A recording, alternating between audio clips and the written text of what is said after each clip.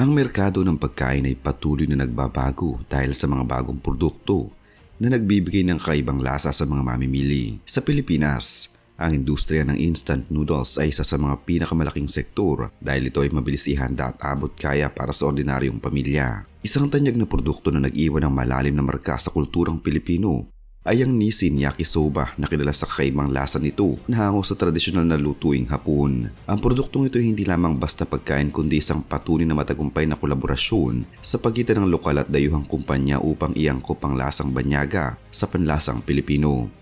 Sa pamamagitan ng tamang kombinasyon ng tamis-asim at anghang, nakuha ng tatak na ito ang katapatan ng maraming mamimili sa loob ng mahabang panahon. Ang kasaysayan ng produktong ito ay nagsimula sa bansang Japan sa ilalim ng pamamahala ng kumpanyang Nissin Foods Holdings Company Limited na itinatag ng inventor ng instant ramen na si Momofuku Ando. Inimbento ni Momofuku Ando ang kauna-unahang instant noodles noong 25 ng Agosto 1958 sa Ikeda, Osaka, Japan upang tugunan ang kakulangan sa pagkain matapos ang World War II. Dahil sa tagumpay ng kumpanya, nagpasya silang gumawa ng bersyon ng tradisyonal na pritong noodles ng Hapon. At noong 1976 ay nilunsad nilang sikat na Nissin Yakisoba UFO sa Japan na naging pamantay ng instant fried noodles sa buong mundo. Ang kumpanyang Nissin Foods ay nananatiling pagmamayari ng pamilya Ando at kasalukuyang pinamumunuan ng kanyang anak na si Koki Ando bilang Chief Executive Officer. Ang pangunahing punong tanggapan ng kumpanya ay matatagpuan sa Yodogawa-ku, Osaka, Japan. Ang layunin ng kumpanya mula pa noong simula ay lumikha ng mga pagkaing madaling ihanda, masustansya at kayang bilhin ng lahat ng antas ng lipunan. Ang pilosopiyang ito ang naging pundasyon sa pagpapalawak ng kanilang negosyo sa iba't ibang bansa sa Asya, Europa at Amerika. Ang yakisoba ay isang tradisyonal na lutuing Hapon na ang literal na kahulugan ay pritong bakwit, ngunit sa katotohanan ay gawa ito sa noodles na mula sa harina ng trigo na katulad ng ginagamit sa ramen. Ang tradisyonal na ulam na ito ay karaniwang niluluto sa pamamagitan ng paggisa ng noodles kasamang karne ng baboy, repolyo, carrots at isang special na sarsa na may malapot, matamis at maasim na lasa na kahawig sa Worcestershire sauce. Sa bersyon ng instant noodles, ang sarsang ito ay ginawang pulbos o likido na hinalo sa noodles matapos itong pakuluan at patuyuin. Ayon sa kasaysayan ng pagkain sa Hapon, ang yakisoba ay nagsimulang sumikat sa mga pampublikong palengke noong dekada 30 bilang isang murang merienda para sa mga manggagawa.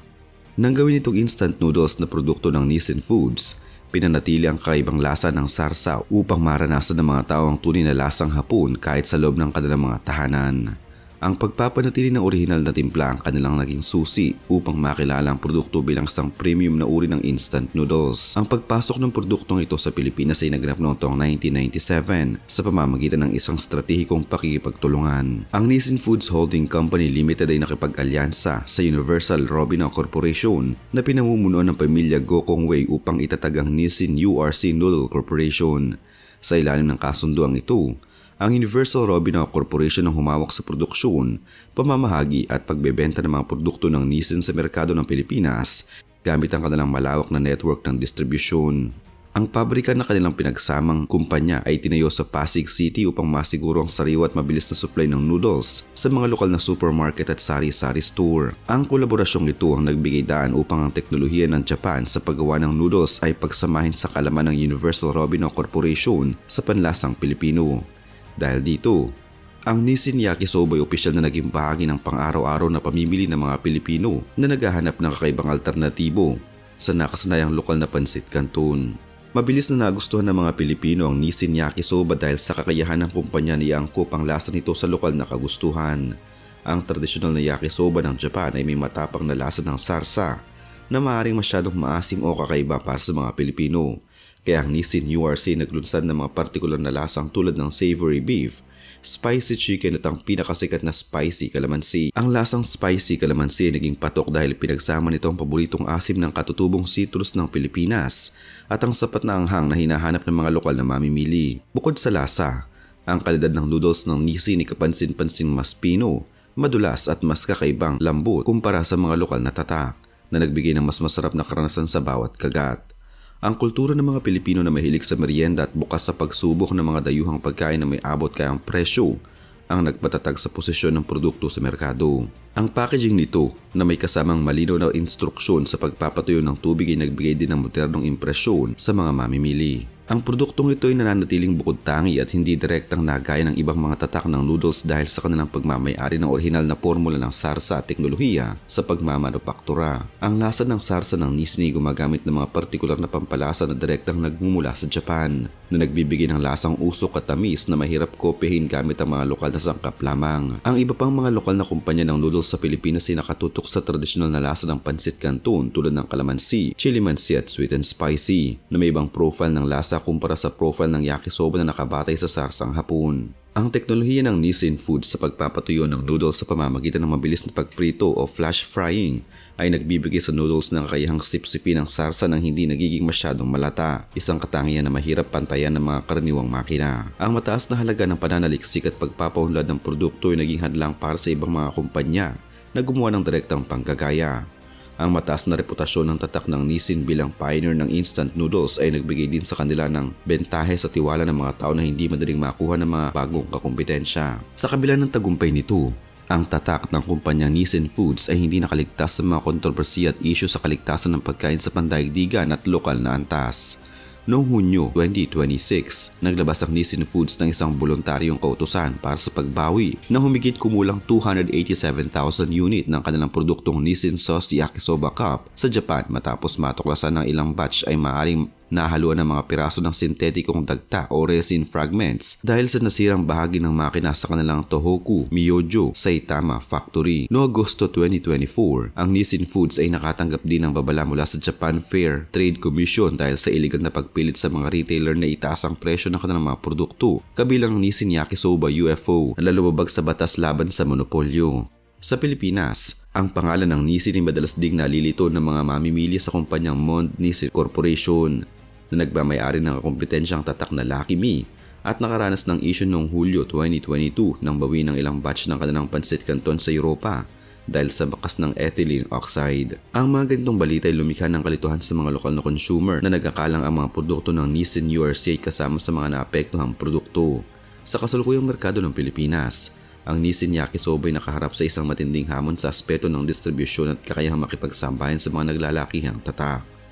Bagamat nananatili ang Nissin URC Noodle Corporation bilang isang aktibong kumpanya, ang espasyo para sa kanilang yakisoba sa mga estante ng malalaking supermarket ay unti-unting nabawasan kumpara noong nakaraang dekada. Ang merkado ng instant noodles sa bansa ay kasalukuyang pinamumunuan ng Lucky Me, ng Mond Nissin Corporation at ng Payless na sumasailalim sa mga estratehikong pagbabago. Ang Nissin Yakisoba ay naging isang niche product o produkto na hinahanap na lamang ng isang partikular na grupo ng mga mamimili na tapat sa lasang hapon, sa halip na maging isang pangunahing produkto para sa masa. Ang presyo nito ay bahagyang mas mataas din kumpara sa mga regular na lokal na pansit canton na nagiging dahilan upang piliin ng mga praktikal na mamimili ang mas murang alternatibo sa panahon ng inflasyon. Gayunpaman, ang produkto ay patuloy na ibinebenta sa mga piling pangunahing lungsod at sa mga online e-commerce platform kung saan aktibo ang mga tagahanga ng pagkain Japan. Maraming mamimili ang nagtatanong kung bakit tila nawala ang Nissin Yakisoba sa mga lokal na tindahan.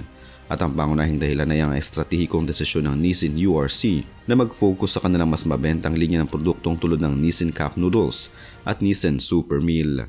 Sa mundo ng negosyo, ang espasyo sa mga supermarket ay limitado at ang mga produkto na may mas mabilis na turnover o mas mabilis maubos ang binibigyan ng prioridad sa paggawa at distribusyon. Dahil mas malaki ang kita at demand sa mga sabaw na noodles ng Nissin, ang budget para sa marketing at produksyon ng yakisoba ay nabawasan. Isa pang dahilan ay ang matinding kompetisyon mula sa mga Korean instant noodles na pumasok sa Pilipinas na kumuha sa interes ng mga kabataan na mahilig sa maanghang na tuyong noodles. Ang kakulangan sa mga bagong kampanya sa telebisyon at social media ay nagdulot din ng pagbaba ng kamalayan ng mga bagong henerasyon ng mamimili tungkol sa produktong ito. Ang pagkawala ng malawakang supply ng Nissin Yakisoba ay nagpapakita rin ng pabago-bagong katangian ng industriya ng fast-moving consumer goods sa Pilipinas. Upang mapanatili ang isang produkto sa merkado, hindi sapat na ito ay may masarap na lasa. Kinakailangan din ng patuloy na suporta sa marketing, tamang pagpepresyo at matatag na supply chain. Ang pakikipagkasundo ng Nissin sa Universal Robinau Corporation na nagpakita ng isang dayuhang konsepto ay maaaring maging matagumpay sa pamamagitan ng lokalisasyon. Ngunit ang pagpapanatili ng tagumpay na iyon ay nangangailangan ng patuloy na inobasyon laban sa mga bagong trend tulad ng pagkain Koreano. Ang kasaysayan ng produktong ito ay nagtuturo na ang mga mamimili ay may mataas na katapatan sa mga lasang nagbigay sa kanila ng magandang karanasan, ngunit ang urong-sulong na supply ay maaaring magpabaling sa kanila sa mga alternatibong madaling makuha. Ang karanasang ito ng tatak ay nagsisilbing gabay para sa mga kumpanya na nagbabalak magpasok ng mga pagkaing banyaga sa bansa. Ang kasaysayan nito ay hindi nagtatapos sa pagiging madalang sa mga tindahan kundi nagpapatuloy sa tuwing may isang mamimili na muling nakakatikim ng sarsa ng spicy calamansi o savory beef. Ang kwento ng Nissin Yakisoba ay isang paalala ng pagkain na hindi lamang para sa nutrisyon kundi isang tulay ng kultura na nag-uugnay sa mga bansa sa pamamagitan ng isang simpleng mangkok ng noodles.